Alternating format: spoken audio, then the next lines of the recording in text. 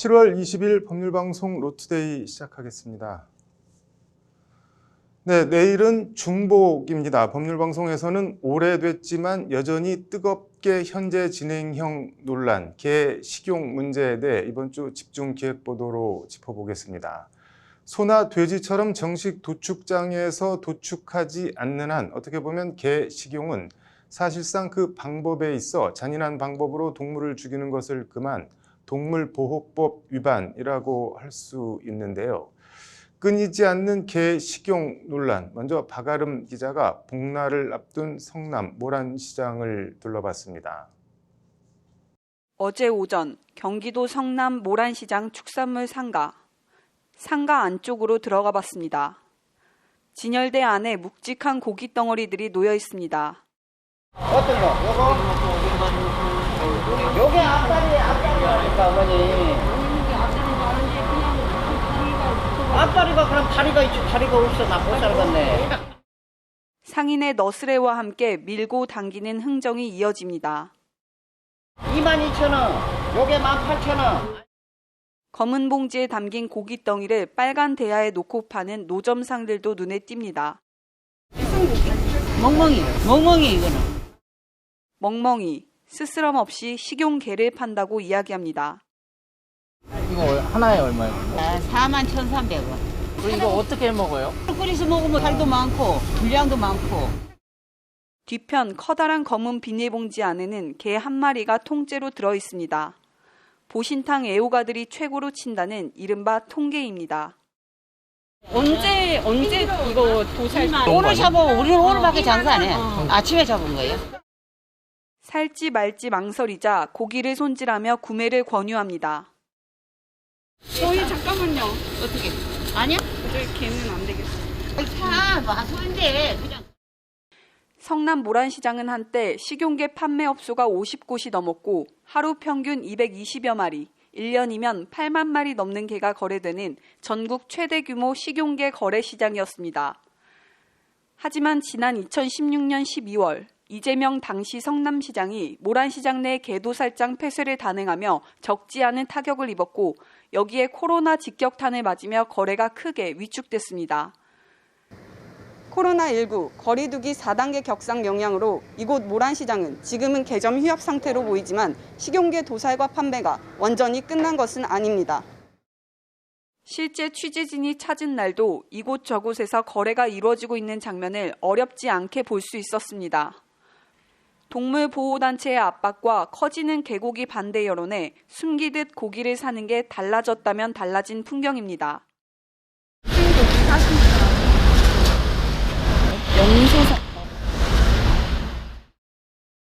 상인들도 취재진의 접촉을 피하거나 지금 혹시 무슨 고기 사가시나요? 한국에서 사실 많이 요즘에 개고기 사러 오시는 분들 바빠요. 말하기 싫어요.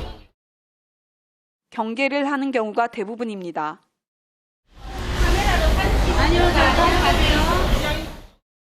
합법과 불법의 경계, 무엇을 먹을지 개인의 선택과 반려동물인 개는 식용이 아니라는 동물보호 사이에서 그렇게 오늘도 모란시장의 하루는 각자 흘러가고 있습니다. 법률방송 박아름입니다. 네, 개 식용 논란 관련해서 대법원은 지난해 4월 식용개를 감전시켜 죽이는 이른바 전살법은 잔인한 방법으로 동물을 죽이는 동물보호법 위반이라는 판결을 내린 바 있습니다. 대법원 판결 이후 1년 3개월이 지났습니다. 현실은 어떨까요? 달라진 게 있을까요? 박아름 기자의 리포트 이어서 보시겠습니다. 지난 7일 동물해방물결이 유튜브를 통해 공개한 영상입니다. 개들이 좁은 쇠우리 안으로 패대기 쳐지듯 담겨집니다. 트럭에 실린 개들이 도착한 곳은 개 도살장. 아무리 발버둥을 쳐도 작심한 사람 힘을 당할 수는 없습니다. 그렇게 개들은 최후를 맞습니다. 불법으로 도살된 개들의 사체, 그러니까 동물보호법을 위반하면서 도살된 개들의 사체는 버젓이 양지에서 팔리고 있는 거 현실에 대한 해당 영상들은 동물보호단체 동물해방물결이 지난해 10월부터 올해 5월까지 성남 모란시장에 위치한 대형 건강원 2곳의 개 납품 과정을 추적해 촬영한 영상들입니다. 지자체에 신고를 해도 그때뿐 개 불법 도살은 한 번에 많게는 30마리까지 일주일에 서너 차례, 바쁘면 일주일 내내 계속되고 있다는 것이 동물해방물결의 설명입니다. 얼마든지 다른 곳으로 이제 숨겨진 곳으로 또 이동해서 개들을 불법 도살할 수 있는 것이기 때문에 이게 비단 특정 건강원만의 문제가 아니라는 게 동물해방물결의 지적인데 더 큰 문제는 대법원에서 금지한 전기도살, 전살법이 여전히 횡행하고 있다고 목소리를 높입니다. 모든 개들 100% 그 196명의 모든 개들은 다 정기봉으로 작년에 유죄 판결 났던 것과 똑같은 방식으로 도살이 된 것으로 확인이 됐고요. 실제 동물해방물결 촬영 영상을 보면 철장 안에 갇혀진 개들에게 전기봉을 이용한 전기 충격이 가해지고 개들은 몸부림을 치며 의식을 잃어갑니다. 이런 장면을 다른 개들은 두려움에 떨며 고스란히 지켜보고 자기 차례를 기다려야 합니다. 그러니까 잔인한 방법으로 동물을 죽이는 행위하고 동종의 동물이 보는 앞에서 동물을 죽음에 이르게 하는 행위로 현재 이와 관련 대법원은 지난해 4월 개를 전살법으로 도살하는 것에 대해 동물보호법 위반이라는 취지의 판결을 내린 바 있습니다. 동물보호법 입법 목적, 국민 정서, 사회 통념 등을 종합적으로 감안했을 때 전살법은 동물보호법이 금하는 잔인한 방법으로 동물을 죽이는 행위에 해당한다는 것이 대법원 판단입니다. 1, 2, 3심을 거쳐 파기환송, 다시 대법원으로 무려 5번의 재판 끝에 대법원이 최종적으로 내린 결론입니다. 그럼에도 현실에선 별다른 대안 없이 개 도살을 위해 여전히 전살법이 쓰이고 있는 겁니다. 그래서 사실 근데 시장을 완전히 없앤다고 해도 그 시장이 아니라 다른 곳에서 개를 계속 판매를 한다면, 개고기를 계속 판매를 한다면 이 문제는 사라지지 않는 것이기 때문에 이와 관련 개 임의도살을 금지하는 동물보호법 개정안이 지난 20대 국회에서 발의됐지만 회기 종료로 폐기됐고 비슷한 취지의 법안이 21대 국회에서도 발의돼 있지만 먹는 쪽과 극구 반대하는 쪽의 주장이 평행선을 달리며 이렇다 할 진척은 없는 상태입니다. 법률방송 박아름입니다. 네, 다음 소식입니다. 올해 치러진 제10회 변호사 시험에 합격한 새내기 변호사들이 변호사의 세무사 자격 자동 취득 조항을 삭제한 개정 세무사법 조항이 헌법에 위배된다며 헌법재판소에 헌법소원을 제기했습니다. 헌법소원 심판 청구 기자회견 현장을 장한지 기자가 다녀왔습니다. 변호사의 세무사 자격 자동 취득을 제한한 개정 세무사법 제3조에 대한 세 번째 헌법소원 심판이 오늘 오후 헌법재판소에 청구됐습니다. 헌법소원 법률대리인은 변호사 시험 출신으론 첫 서울지방 변호사회 회장에 당선된 변시 2회 김정욱 서울변의 회장이 맡았습니다. 신규 변호사들의 세무사 업무를 금지하고 세무사 자격 당연 취득을 막은 세무사법에 대한 헌법소원을 제기합니다. 1961년 9월 제정된 세무사법은 제3조 세무사의 자격조항 제3항에서 변호사 자격을 취득한 자를 규정했습니다. 하지만 지난 2017년 12월 세무사법이 개정되면서 3항이 삭제됐습니다. 사시나 변시에 합격해 변호사 자격을 취득하면 자동으로 세무사 자격을 취득하던 조항이 사라진 겁니다. 이에 따라 2018년 제7회 변시 합격자부터는 선배 변호사들이 자동으로 취득하던 세무사 자격을 더 이상 자동 취득할 수 없게 됐습니다. 2018년 이전 합격자와 이후 합격자가 본질적으로는 아무 차이가 없는데 2018년 이후 합격자들에 대해서만 세무사 자격 자동 취득을 불허하는 건 불합리한 차별로 평등권 침해라는 것이 청원인들의 논리입니다. 2018년 1월 1일 이후 자격을 취득한 신규 변호사들에 대하여만 합리적 근거도 없이 세무사 업무를 금지하는 것은 평등권 헌법 제11조 1항 침해입니다. 청원인들은 이와 함께 해당 세무사법 조항이 헌법 제15조 직업 선택의 자유도 침해한다고 주장합니다. 세무사법 제정 당시 변호사에게 세무사 자격을 자동 부여한 건 기본적으로 변호사가 세무 업무를 수행할 수 있다고 본 것이고 외국 입법 예를 봐도 변호사가 세무 업무를 함께 수행한다는 겁니다. 실제 기장대리는 조세 관련 법률 사무의 시작점에 해당합니다. 외국 사례를 보아도 기장대리는 아무런 자격증 없이 자유롭게 허용되는 경우가 절대 다수입니다. 앞서 지난 2018년과 2020년에도 해당 세무사법 조항에 대해 헌법소원이 제기됐는데 헌재는 지난 15일 개정 세무사법 3조에 대해 재판관 5대 4의 의견으로 합헌 결정을 내렸습니다. 헌재는 다만 문제되는 세무사법 부칙 조항에 대해선 과반인 재판관 5명이 헌법 불합치 의견을 냈지만 위헌정 족수 6명에 1명이 모자라 채택되지 못했습니다. 서울변회는 이에 다시 한번 헌재의 판단을 받아보고자 법리를 더 촘촘히 보강해 추가 헌법 소원에 나선 겁니다. 이는 명백히 세무사법의 위헌성을 간과한 결정이며 과반의 헌법재판관에 의하여 이미 확인된 위헌성을 토대로 앞으로도 세무사법의 위헌성과 부당성을 계속하여 다툴 것입니다.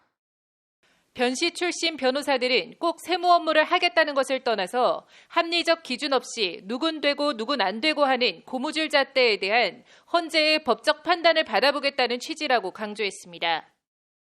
이미 자리 잡은 변호사님들은 모두 다 세무사 자격을 갖고 세무대리를 할 수 있는데 청년 변호사, 신규 청년 변호사님들이 하지 못하는 부분이 평등권 위반. 개정 세무사법 제3조에 대한 세 번째 헌법 소원. 청구서를 받아든 헌재가 심리에 착수할지, 착수한다면 이번엔 어떤 판단을 내릴지 주목됩니다. 법률방송 장한지입니다. 과거 사실혼 관계 연인이었던 여성의 중학생 아들을 살해하고 도주한 40대 남성이 경찰에 긴급 체포됐습니다. 제주 동부경찰서는 살인 혐의를 받는 48살 A씨를 제주시의 한 숙박업소에서 긴급 체포했다고 오늘 밝혔습니다. A씨는 그제 오후 3시 16분쯤 제주시 조천읍의 한 주택에 침입해 이 집에 사는 16살 B군을 살해한 혐의입니다. 네. 만취 상태에서 벤츠 승용차를 몰다 작업 중이던 60대 노동자를 채워 숨지게 한 혐의로 재판에 넘겨진 30살 여성 권모 씨가 첫 공판에서 혐의를 모두 인정했습니다. 권 씨는 서울 동부지법 형사 7단독 박소연 부장판사 심리로 열린 재판에서 공소 사실을 모두 인정한다면서 죄송하다며 재판부에 선처를 호소했습니다. 권 씨는 지난 5월 24일 혈중 알코올 농도 0.188% 만취 상태에서 서울 성동구 뚝섬 인근 도로에서 지하철 방음벽 철거 공사를 하던 일용직 노동자 60살 A씨를 치어 숨지게 한 혐의입니다. 네, 대법원 주요 판례를 통해서 일상생활에 도움이 되는 법률 정보를 알아보는 강천규 변호사의 잘 사는 법. 오늘은 항소와 불이익 변경 금지 원칙에 대해 얘기해 보겠습니다. 강 변호사님, 오늘은 어떤 판결 가져오셨나요? 예, 사안을 좀 각색을 해보면요. 네. 이제 김모 씨는 사업을 하던 중에 배임과 사기 혐의로 네. 수사를 받고 재판을 받게 됐습니다. 이제 1심을 거쳐서 제2심 법원에서는 김 씨에 대해 징역 4년을 선고를 했는데 네. 김 씨가 대법원에 상고를 하게 됩니다. 네. 그리고 대법원은 배임 부분에 대해서는 무죄를 선고하고 네. 사기 부분에 대해서는 유죄가 유지된 상태로 이제 파기환송 판결을 하게 됩니다. 네. 이제 그래서 다시 김 씨에 대한 2심 공판이 열리게 네. 됐는데요. 2심 재판부는 이제 배임죄에 대해서 무죄 판결을 선고한 대법원 판결의 취지에 따라서 네. 그 부분은 무죄로 판단을 하고 사기 부분은 유죄로 판단을 했는데 네. 형량에 있어서는 환송 전 재판에 징역 4년과 동일하게 똑같이 징역 4년을 선고를 했습니다. 네. 이에 김 씨가 이렇게 환송 전 판결이 징역 4년을 선고했는데 똑같이 네. 판결한 것이 불이익 변경 금지 원칙에 반하는 것이다. 이렇게 주장하면서 다시 네. 대법원에 상고를 한 사건입니다. 불이익 변경 금지 원칙이라는 게 정확하게 뭐 어떤 건가요? 정책적으로 상소를 하는 피고인이 더 네. 무거운 형벌을 받지 않도록 이렇게 정해 놨는데 이것을 이제 불이익 변경 금지 원칙이라고 합니다. 이게 그런데 1심보다 2심형이 더 무겁게 나오는 경우가 종종 있는데 이거는 뭐 그럼 어떤 경우인가요? 예, 이제 이제 사실관계를 조금 구체적으로 들여다봐야 네. 되는 부분인데요. 네. 사실 형사재판의 경우에는 검사와 피고인 모두가 항소를 할 수 있기 때문에 네. 이제 그런 경우들은 아마도 검사가 항소를 했거나 두 분이 같이 항소를 했던 그런 경우일 것입니다. 우리가 뉴스에서 보는 판결들은 이제 사회의 이목이 집중되는 사건들이기 네. 때문에 쌍방이 모두 항소하는 경우가 많습니다. 네. 그래서 이제 1심보다 2심에서 더 무거운 형벌이 나오는 경우를 보셨을 겁니다. 네. 그럼 뭐 이번 사건에서 배임은 무죄, 사기만 유죄인데 징역은 똑같이 4년. 뭐 이거 대법원은 이거에 대해서는 어떻게 판단했나요? 이제 결론적으로는 우리 대법원은 이제 나중에 똑같이 징역 4년을 선고한 것이 네. 불이익 변경 금지 원칙에 반하는 것은 아니다. 네. 이렇게 판단했는데요. 네. 이제 두 가지 이유가 있는데 일단은 이제 아까 살펴봤던 형사소송법 368조 문헌을 봤을 때 네. 원심 판결보다 중한 형으로 변경하는 것을 금지하고 있는 것이 네. 원심 판결이랑 같은 형을 선고하는 것은 일단 불이익 변경 금지 원칙에 네. 반하는 것은 아니다. 네. 이렇게 보았고요. 또 한 가지는 더 중요한 부분이 이제 상소심이 원심 법원이 형을 정할 때 네. 전제로 삼았던 사정이나 이제 견해 같은 것이 있을 겁니다. 네. 근데 그 부분에 대해서는 구속되는 것은 아니거든요. 네. 그래서 상소심이 이제 전제로 삼은 사정을 만약에 달리 본다고 하면 환송 전 판결이랑 뭐 환송 후 판결이 동일한 조건에서 판단을 한 것은 아니기 때문에 네. 일부 혐의가 무죄가 됐다고 해서 네. 기계적으로 뭐 형이 더 가벼워진다 이렇게 볼 수는 없다고 판단을 했습니다. 네. 잘 사는 법 불이익 변경 금지 원칙에 대해서 정리를 해주시죠. 예. 그러니까 우리나라 헌법 27조 1항에 따르면 모든 국민은 헌법과 법률이 네. 정한 법관에 의하여 법률에 의한 재판을 받을 권리를 가진다 이렇게 돼 있고요. 네. 이제 형사소송법으로 들어가 보면 말씀드린 대로 1심, 2심, 3심 재판을 받을 수가 있습니다. 네.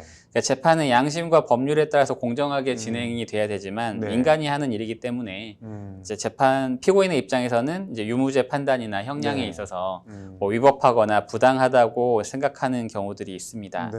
근데 이때 이제 피고인 본인이나 아니면 피고인들의 가족들이 고민을 하게 되거든요. 그래서 네. 원심 판결 결과에 승복하지 않고 항소나 상고를 할 경우에 상급심 재판부에서 오히려 더 무거운 형벌을 내릴까봐 고민하는 경우가 많고 네. 실제로 그렇게 상담을 많이 받습니다. 네. 그런데 이제 오늘 보신 것처럼 네. 이제 그 불이익 변경 금지 원칙이 있기 때문에 네. 판결 결과에 불복이 있으시다면 이제 무거운 결과를 받을 것을 걱정하지 마시고 한번 이제 다시 네. 한번 상급심 판단을 받으실 수 있도록 그렇게 네. 참고하셨으면 좋겠습니다. 네. 판결 결과가 과하거나 억울하다고 생각하면 적극적으로 더 다퉈보라는 말씀이신 것 같은데 오늘 말씀 잘 들었습니다.